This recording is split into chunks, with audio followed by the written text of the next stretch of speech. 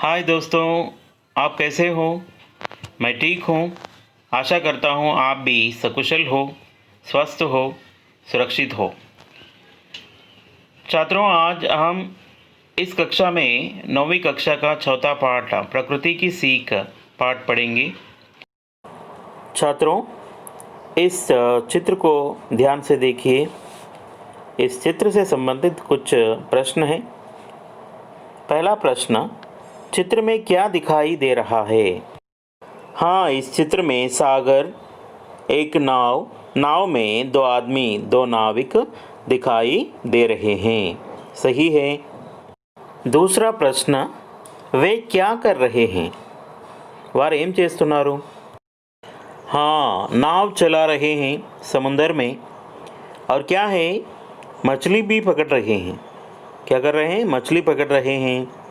और समुद्र में आने वाले लहरों को सामना करते हुए आगे बढ़ रहे हैं। तीसरा प्रश्न, इनसे क्या प्रेरणा मिलती है। ये नाव चलाने वाले नाविकों से हमें क्या प्रेरणा मिलती है। మనకు ఎలాంటి ప్రేరణ లభిస్తుంది వీరిని చూస్తుంటే। हाँ बच्चों, इतने बड़े समुंदर में एक छोटी सी नाव में बैठकर बड़े बड़े लहरों को सामना करते हुए आगे बढ़ रहे हैं। और बड़े बड़े लहरें आने से वे नहीं डर रहे हैं। मुश्किलों को, समस्याओं को देखकर नहीं डरना है। लक्ष्य प्राप्ति के लिए आगे बढ़ते रहना चाहिए। यही प्रेरणा हमें इससे मिलती है। ఆ పిల్లలు ఒక చిన్న పడవలో ఆ సముద్రంలో ప్రయాణం చేస్తూ ఎత్తైనటువంటి అలల్ని కూడా ఎదుర్కొంటూ ముందుకు సాగుతున్నారు. వారి యొక్క ప్రయత్నాన్ని ఆపడం లేదు. అంటే ఎలాంటి సమస్య ఎదురైనా వాళ్ళ ముందుకే వెళ్తున్నారు కానీ వెనకడుగు వేయడం లేదు. और इससे हमें सीख मिलती है कि हम यानी मुश्किलों को सामना करना चाहिए. इनसे हमें कुछ सीख मिलती है. ఈ ప్రకృతిలో ఉండేటువంటి ప్రతి దాని ద్వారా ఎంతో కొంత మనం నేర్చుకుంటాం. और उससे संबंधित हमारा पाठ है, उसका नाम है प्रकृति की सीख. అంటే ప్రకృతి నుంచి మనం నేర్చుకోవాల్సినటువంటి విషయాల గురించి ఈరోజు మన యొక్క పాఠ్యాంశం. इस पाठ का उद्देश्य है प्रेरणाप्रद कविताओं का संकलन कर उनका पठन करना, भाव समझना। प्रकृति के कण कण में कुछ न कुछ संदेश छिपा होता है। ये पर्वत, नदियाँ, झरने, पेड़ आदि हमसे कुछ कहते हैं। इनके संदेशों से हम अपना जीवन सफल बना सकते हैं. इस पाठ का उद्देश्य है कि प्रेरणाप्रद कविताओं का संकलन कर उनका पठन करना, यानी कुछ न कुछ सीख देने वाले कविता या ప్రేరణ देने वाली कविताओं को సంకలనం करना, సేకరించి వాటిని చదవడం, దాని యొక్క భావాన్ని అర్థం చేసుకోవడం. ఈ ప్రకృతిలో ఉండేటువంటి అణువణువులో కూడా ఏ విధంగా అంటే పర్వతాలైనా, నదులైనా, జలపాతాలైనా, చెట్లు, వీటన్నింటి ద్వారా ఎంతో కొంత సందేశం అనేది మానవులకు లభిస్తుంది. కాబట్టి ఆ సందేశాన్ని మనం గ్రహించి మన జీవితాన్ని సఫలం చేసుకోవాలి. बच्चों, इस कविता के कवि सोहनलाल द्विवेदी जी हैं. छात्रों, कवि परिचय देखिए. कवि परिचय. गांधीवादी रचनाओं के कवि माने जाने वाले सोहनलाल द्विवेदी का जन्म सन 1906 में हुआ. इनकी प्रमुख रचनाएं हैं भैरवी, पूजा गीत, सेवाग्राम, प्रभाती, युगाधार, कुणाल, चेतना, बांसुरी तथा बच्चों के लिए दूध बतासा आदि. इनकी रचनाएं राष्ट्रीयता और मानवता की परिचायक हैं. भारत सरकार ने सन 1969 में इन्हें पद्मश्री सम्मान से सम्मानित किया. इनका निधन सन 1988 में हुआ. बच्चों देखिए, इस कविता के कवि है, प्रकृति की सीख कविता के कवि है सोहनलाल द्विवेदी जी. और इनका जन्म जो है 1906 में हुआ. 1906 సంవత్సరంలో ఇతను జన్మించడం జరిగింది. और इनकी प्रमुख रचनाएं हैं, इतनी ప్రముఖమైనటువంటి రచనలు భైరవి, పూజా గీత్, సేవాగ్రామ్, ప్రభాతి, యుగాధార్, कुणाल, चेतना, बांसुरी तथा बच्चों के लिए, छोटे बच्चों के लिए दूध बतासा आदि जैसे ग्रंथों की रचना की। इनकी रचनाएं हैं राष्ट्रीयता और मानवता के परिचायक हैं। इनकी रचनाओं में क्या है? రాష్ట్రీయత, నేషనాలిటీ, జాతీయత మరియు మానవత, హ్యుమానిటీ, మానవత్వం మరియు జాతీయత గురించి ఎక్కువగా ఇతను తన రచనల్లో వాటికి చోటు కల్పించడం జరిగింది। भारत सरकार ने इन्हें और 1969 में इन्हें पद्मश्री से सम्मानित किया गया। భారత ప్రభుత్వం ఇతనికి 1969లో ఇతనికి పద్మశ్రీ అవార్డుని ఇవ్వడం జరిగింది।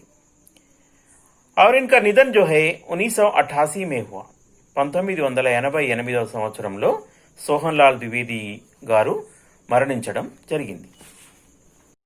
इनके द्वारा लिखित रचनाएं भैरवी, पूजा गीत, सेवाग्राम, प्रभाती, युगाधार, कुणाल, बांसुरी आदि।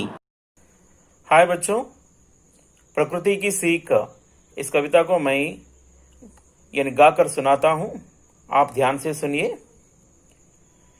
पर्वत कहता शीश उठाकर तुम भी ऊंचे बन जाओ, सागर कहता है लहरा कर मन में गहराई लाओ।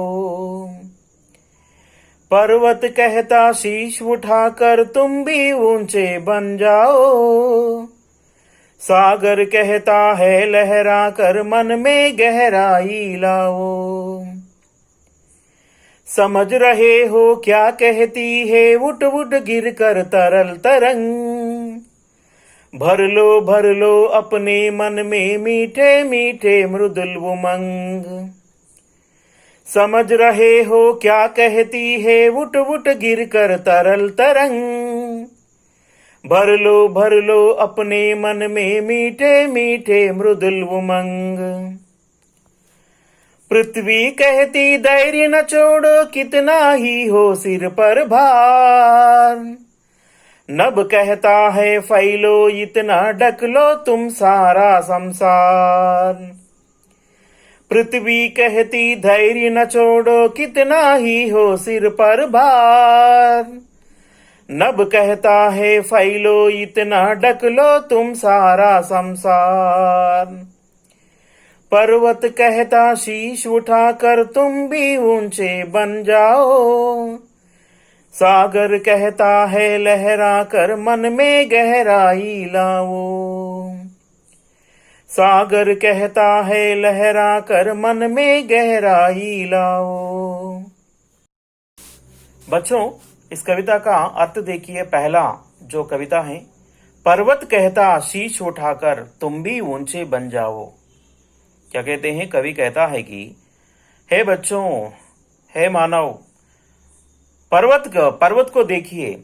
पर्वत कहता है, अपना शीश उठाकर खड़े होकर कहती है, तुम भी मेरे जैसे ऊंचे बन जाओ। నాలాగా మీరు తల ఎత్తుకొని మరియు ఎత్తుకు ఎదగండి, చాలా ఎత్తు, నేనే ఎంత ఎత్తులో అయితే ఉన్నానో అంతకంటే ఎక్కువ ఎత్తుకు మీరు ఎదగండి అని అంటుంది। सागर कहता है लहराकर मन में गहराई लाओ। सागर क्या कहती है? लहराते हुए, बड़े बड़े लहर आते रहते हैं समुद्र में। सागर में, సముద్రంలో ఎత్తైనటువంటి ఉవ్వెత్తున లేచేటువంటి తరంగాలు, అలలు లేచి సముద్రంలో వస్తూ ఉంటాయి। అవి ఆ అలలు శబ్దం చేస్తూ कहती है, क्या कहती है? मन में गहराई लाओ। तुम्हारे मन में गहराई से सोचने की कोशिश करें। सिर्फ एक विषय के बारे में ऊपर ऊपर सोचना नहीं, అంటే మనం లోతైన ఆలోచనల్ని కలిగి ఉండాలి। మన మనసులో లోతైనటువంటి డెప్త్గా ఆలోచించడం అనేది నేర్చుకోవాలి। ఏ విషయం పట్లనైనా సముద్రం యొక్క లోతును మనం తెలుసుకోలేం కదా, చాలా లోతుగా ఉంటుంది కదా। అదేవిధంగా ఆ సముద్రం యొక్క అలలు అంటున్నాయి, మనమే గెహరాయి లాయో, మీ మనసులో లోతైన ఆలోచనలను చేయండి। समझ रहे हो क्या कहती है उठ उठ गिर कर तरल तरंग। क्या तुम देख रहे हो, तुम समझ रहे हो क्या कहती है? क्या ఉట్ గిరినే వాలే తరల్ తరంగ, ఆ ఉవ్వెత్తున లేసే అటువంటి ఆ తరంగాలు ఏమంటున్నాయో మీకు అర్థమవుతుందా? ఏం చెప్తున్నాయో మీకు అర్థమవుతుందా? భరలో భరలో అప్నే मन में मीठे मीठे मृदुल उमंग భరలో భరలో భరనా టు ఫిలప్ నింపుకోవడం. భరలో మీ మనసులో నింపుకోండి, మీ మనసులో నింపుకోండి. మీఠే మీఠే మృదుల్ ఉమంగ్ తీయ తీయని మృదువైనటువంటి కోరికలను మీ మనసులో వాటిని ఏం చేయండి? నింపుకొని ఆ దిశగా విజయం కోసం ప్రయత్నం చేయండి అని ఆ ఉవ్వెత్తున లేచిపడేటువంటి తరంగాలు అంటున్నాయి. మీకు అర్థమవుతోందా అంటున్నాడు కవి. పృథ్వీ కహతి ధైర్య న చోడో, పృథ్వీ కహతి ధైర్య న చోడో కిतना ही हो सिर पर भार. పృథ్వీ कहती है, పృథ్వీ మని ధరతి, ధరతి భూమి అంటోంది ఏమని? ధైర్య న చోడో, కభీ భీ ధైర్య న చోడియే. కితనా హీ హో సిర్ పర్ భార్, మీ తలపైన ఎంత భారం ఉన్నప్పటికీ కూడా అప్నా ధైర్య న చోడో, న డరియే మత్ డరియే, ధైర్య కో అప్నానా చాహియే, ధైర్య నహీ ఖోనా చాహియే. అంటే తలపైన ఎంత బరువు ఉన్నా మనం మన ధైర్యాన్ని కోల్పోకూడదు, ధైర్యం కలిగి ఉండాలి. నబ్ కహతా హై ఫైలో ఇతనా ఢక్లో తుమ్ సారా సంసార్. नभ कहता है, नभ मनी ఆకాశ్, ఆకాశ్ भी हमें कुछ सीख दे रही है. ఆకాశం కూడా మన కొంత నీతిని కొంత నేర్చుకోమని చెప్తోంది మనకి. ఫైలో మేరే జైసే ఆకాశ్ कहती है, మేరే జైసే ఫైల్ జాओ, నాలాగా వ్యాపించండి. ఢక్లో తుమ్ సారా సంసార్, ఢక్లో కప్పివేయండి, సారా సంసార్. మీరు మనసులో ఆలోచనలు పెట్టుకొని వేరే వేరే భావాలు పెట్టుకొని అంటే గిరిగీసుకొని ఉండకుండా మీరు అందరితో కలిసిపోండి. అందరితో మాటల ద్వారా, మీ చేష్టల ద్వారా, మీ ప్రవర్తన ద్వారా మంచి చేసుకొని ప్రపంచంలో అందరి హృదయాల్లో చోటు సంపాదించి మీరు ఈ ప్రపంచ వ్యాప్తం కండి అని. ఇవన్నీ కూడా ఈ ప్రకృతిలో ఉండేటువంటి ప్రతి అణువణువు కూడా, చెట్టు చేమ జంతువులు పక్షులు అన్నీ కూడా మనకి ఎంతో కొంత సీక్ అంటే నేర్చుకోవడం. సీక్ అంటే ఏంటి? టు లెర్న్, నేర్చుకోవడం. కొంత నీతిని మనకు నేర్చుకోమని చెప్తూ ఉంది. వాటిని చూసి మనం నేర్చుకోవాలి. కాబట్టి పిల్లలు, మనం ఈ ప్రకృతిలో ఉండేటువంటి ప్రతి వస్తువు ద్వారా కూడా ఎంతో కొంత మనం నేర్చుకోవచ్చు. बच्चों, अब शब्दार्थ देखिए. सीख, लर्निंग నేర్చుకోవడం, లహరానా టు వేవ్ ఊపుట, గహరాయి ద డెప్త్ లోతు, సాగర్ ఓషన్ సముద్రం, శీష్ హెడ్ తల, భర్నా టు ఫిల్ పూరించుట, మృదుల్ సాఫ్ట్ కోమలమైన, సమజ్ అండర్స్టాండ్ అర్థం చేసుకొను, तरल लिक्विड सब्सटेंस द्रव पदार्थम, उमंग एंथुजियाज्म उत्साहम, तरंग द वेव अला, पृथ्वी लैंड भूमि, धैर्य ब्रेवनेस धैर्यम, भार बर्डन बहारम, डकना टू कवर कपुटा. सारांश. इस कविता के कवि सोहनलाल द्विवेदी जी हैं. कवि कहता है कि प्रकृति विभिन्न रूपों से हमें सीख देती है. पर्वत मनुष्य को महान बनने को और पर्वत सी ऊंचाई प्राप्त करने को कहती है. सागर कहती है कि हमारे मन और विचारों में गहराई होनी चाहिए. हृदय में उल्लास और उमंग की भावना के साथ जीवन जीने की प्रेरणा देती है. पृथ्वी कहती है कि कठिन परिस्थितियों में भी हम अपना धैर्य न छोड़ें. नभ कहती है कि संकीर्ण बातों को त्याग कर यानी विचारों तथा आचरण को विस्तार देने की प्रेरणा देता है. बच्चों, भाषा की बात. विपरीत अर्थ लिखिए और वाक्य प्रयोग करो. न्याय, इसका विपरीत अर्थ है, विलोम शब्द है अन्याय. हमें अन्याय का विरोध करना चाहिए. धैर्य, अधैर्य, हमें मुश्किलों में अधैर्य नहीं रहना है. हिंसा, अहिंसा, हम सब अहिंसा को अपनाना चाहिए. शांति, अशांति, सारी दुनिया में अशांति फैली हुई है. यश, अपयश, हर आदमी अपयश से डरता है। धर्म अधर्म, अधर्म मार्ग पर नहीं चलना चाहिए। गौरव अगौरव, किसी भी व्यक्ति को अगौरव नहीं करना चाहिए। सत्य असत्य, हम सब असत्य से डरना है। बच्चों, इन शब्दों के बीच का अंतर समझिए। ఇక్కడ ఇచ్చినటువంటి పదాల మధ్యలో తేడాని గమనించండి. గెహరా అనేది ఇది విశేషణం పదం. గెహరాయి లోతు,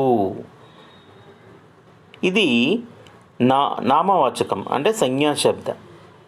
గెహరా గెహరాయి, ఊంచా ఊంచాయి, ఇవన్నీ కూడా విశేషణ శబ్దాలని మనం సంజ్ఞా శబ్దాలుగా ఎలా మార్చిందో ఇక్కడ ఇవ్వడం జరిగింది. లంబా లంబాయి, అచ్చా అచ్చాయి, స్వతంత్ర స్వతంత్రత, परतंत्र परतंत्रता, नैतिक नैतिकता, धार्मिक धार्मिकता। अब देखिए बच्चों, नीचे दिए गए शब्दों के साथ इक प्रत्यय जोड़कर लिखिए.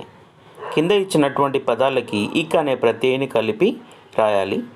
వర్ష్ ప్లస్ ఇక్ వార్షిక్, మాస్ ప్లస్ ఇక్ మాసిక్, इतिहास प्लस इक ऐतिहासिक, उपचार प्लस इक औपचारिक.